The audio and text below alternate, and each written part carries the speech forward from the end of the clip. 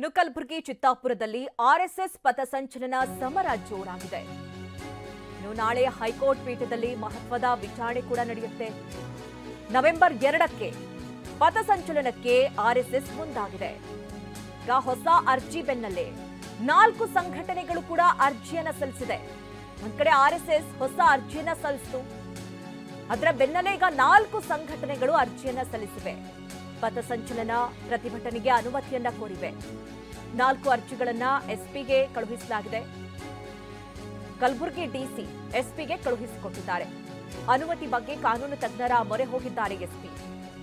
ನೋಡಿ, ಒಂದ್ ಕಡೆ ಈಗ ಆರ್ಎಸ್ಎಸ್ ಕೋರ್ಟ್ನ ನಿರ್ದೇಶನದಂತೆ ಹೊಸ ಅರ್ಜಿಯನ್ನ ಸಲ್ಲಿಕೆ ಮಾಡಿದೆ. ಈಗಾಗಲೇ ಭೀಮ್ ಆರ್ಮಿ ಕೂಡ ಅವತ್ತಿನ ದಿನ ಪಥಸಂಚಲನಕ್ಕೆ ಅವಕಾಶ ಕೋರಬೇಕು ಅಂತ ಕೇಳ್ಕೊಂಡಿದೆ. ಇದರ ಜೊತೆಯಲ್ಲಿ ಈಗ ಮತ್ತೆ 4 ಅರ್ಜಿಗಳು ಡಿಸಿಗೆ ಬಂದಿರೋದು. ಇಂದು ಕಲಬುರಗಿ ಡಿಸಿಗೆ ವರದಿಯನ್ನ ಸಲ್ಲಿಸಲಿದ್ದಾರೆ ಎಸ್ಪಿ. ನಾಳೆ ಹೈಕೋರ್ಟ್ಗೆ ವರದಿಯನ್ನ ಸಲ್ಲಿಸಲಿದ್ದಾರೆ ಜಿಲ್ಲಾಧಿಕಾರಿಗಳು.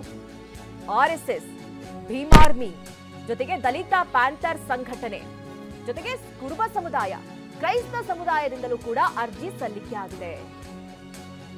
ಇದು ಮುಂಚೆ ಆರ್ಎಸ್ಎಸ್ ಹಾಗೆ ಭೀಮ್ ಆರ್ಮಿ ಪಥಸಂಚಲನಕ್ಕೆ ಅವಕಾಶ ಕೊಡಬೇಕು ಅಂತ ಹೇಳಿ, ಜೊತೆಗೆ ಈ ಬಗ್ಗೆ ಈಗಾಗಲೇ ಡಿಸಿ ತಹಶೀಲ್ದಾರ್ ಅವಕಾಶವನ್ನ ನಿರ್ಬಂಧ ಹೇರಿದ್ರು. ಯಾಕಂದ್ರೆ ಕಾನೂನು ಸುವ್ಯವಸ್ಥೆ ಕಾರಣ ನೀಡಿ ಅದನ್ನ ಅವಕಾಶವನ್ನ ನಿರಾಕರಣೆಗೊಳಿಸಲಾಗಿತ್ತು.